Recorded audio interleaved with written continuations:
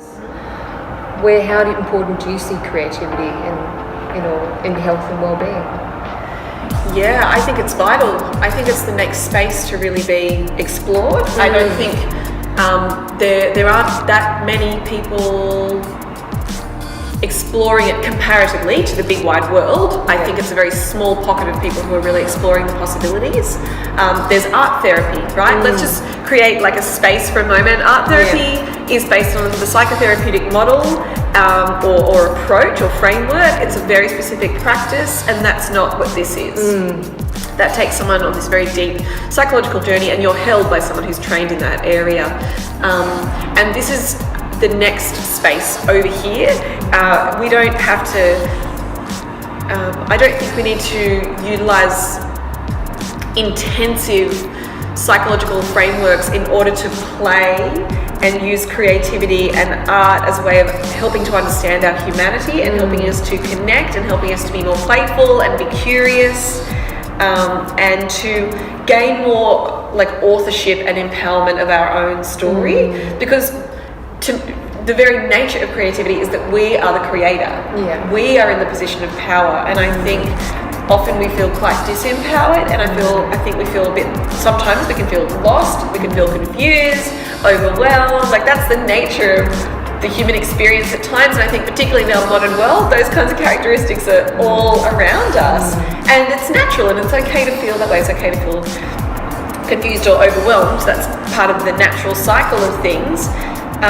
But I think using creativity can break down barriers and help us to get into the stuff of ourselves, like the vulnerable things and the strong things. And I think also visually, like with these artworks, the black and the white, for me it was a way of seeing the darkness and the light next to each other. To not deny our innate human darkness. You have to have darkness, it's real. Like all of the emotions that you put in the darkness space, like shame and guilt and disgust and rage and anger, like all these like juicy, sexy words. And I say the word sexy very particularly now because I used to be very terrified of all those kinds of emotions and sensations.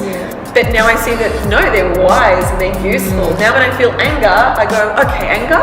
Like anger has a voice. What are you here to say, anger? What do you need me to learn from this? What is the rage? Oh, rage also represents passion, something that matters. I'm gonna listen rather than being afraid of my rage. And then also freedom and joy and love and light and beauty and connection, that all sits over here, and that has a place too. They need both to sit alongside each other, and to me, visual art can help us to make sense of the things that are beyond words. I want to open up the doors more to mental health. I want to make it more accessible, and I want human beings to feel more like that they are part of their own mental health journey rather than just being well or unwell, or part of society or separate from society. And when you have someone who's just been well their whole life and they have a breakdown at 50, like a burnout or whatever it might be, and they just don't know what the heck even happened, and then they realize that they've been living this life that didn't delve as deeply as it could have that whole time. Like, I've come across enough people now to see that we can try to deny our vulnerability as much as we want, but it will come out in other ways, and we have to embrace the full self. We're bloody, sweaty, crying, laughing, wonderful, rich human beings, and the more we embrace that, I think the more resilient and stronger and happier we are. And happiness not being this one state of being, happiness being just a capacity to be able to get up and to do.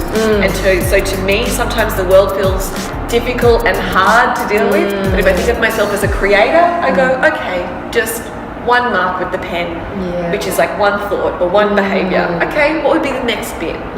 So taking a creative perspective to life as opposed to a problem solving or a judgmental perspective of am I getting it right or am I getting it wrong? It's like, well, are you creating? Cool. Well, then you're getting it right. You're responding and you're trying.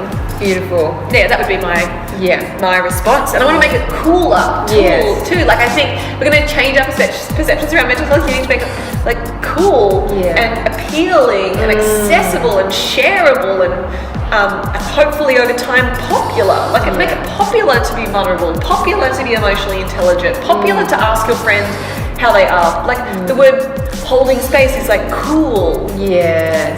I think there's something interesting in that. I'm very interested in trends and how trends change the way society positions particular parts of our humanness. We've seen it with, equal rights movements. Like our world is more conscious now, and it's because there's been a lot of work done around that awareness being raised. Yeah. And so art is a good way to raise awareness around things that aren't easy to take in, aren't easy to deal with. Yeah. But they're important to deal with and will be better for it. Yeah. That would be my Wow. response to that. That was a good response. It's a